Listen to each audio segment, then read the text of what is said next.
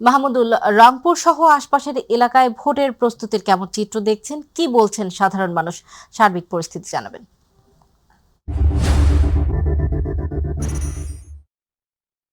আসলেই ত্রয়োদশ জাতীয় সংসদ নির্বাচনের যে দিনক্ষণ সেটি একেবারেই শেষ মুহূর্তে।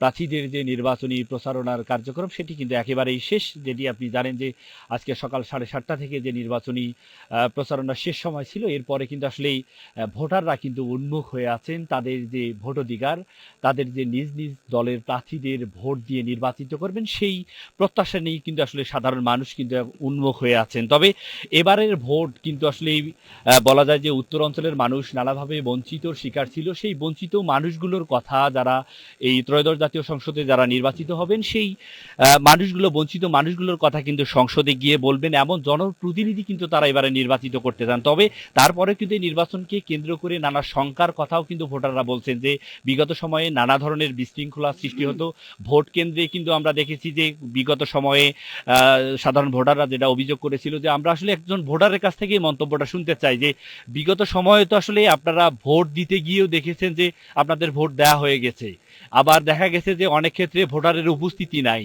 তো এবারে কেমন ভোট হতে পারে আপনারা মনে করছেন? এবারে যে ভোটের চলে আসছে তাতে আসলে দেখা যাচ্ছে যে সবারই অনেক উত্তেজনা ভোট নিয়ে। সবাই ভোট নিয়ে কাজ করছে, সবাই ঈদের আনন্দের মতো ভোট মানে করছে যে ভোট দিতে যাবে তারা। ভোট সেন্টার হচ্ছে আগের মতো নাই যে সবারই চিন্তা যে এবার খুব একটা সুষ্ঠু ভোট হবে। আর আগে যেরকম একটা ছিল যে ভোট সেন্টারে যাওয়ার আগে আমার ভোট হারিয়ে গেছে, এখন সবার ওই ভীতিটা নাই।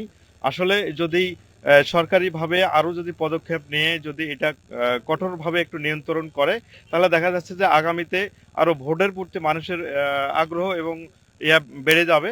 তো আশা করি আমরা আমাদের এই অত্র এলাকার লোকজন আমরা সবাই আসলে খুব আনন্দের সহিত আর কি সবাই উল্লাস করছি যে আগামী 12 তারিখে ভোট হবে।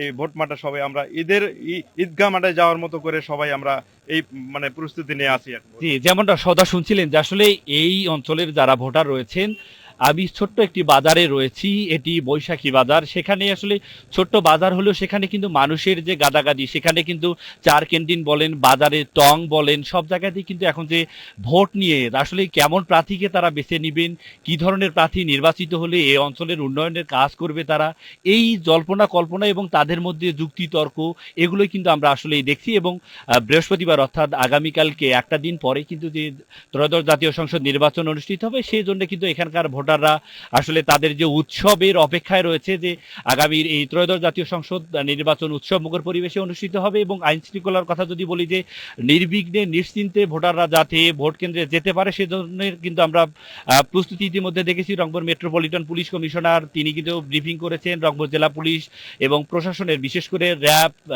সেনাবাহিনী, বিজিবি সহ আইন শৃঙ্খলা রক্ষাকারী বাহিনীর সদস্যরা তারা কিন্তু তৎপর রয়েছে। সৌদা, এই ছিল আমার কাছে রংপুর থেকে নির্বাচনী প্রচারণার শেষ সময়, যেহেতু আর একটা দিনের পরেই ত্রয়োদশ জাতীয় সংসদ নির্বাচন অনুষ্ঠিত হবে। এই ছিল আমার কাছে নির্বাচনকে ঘিরে সর্বশেষ।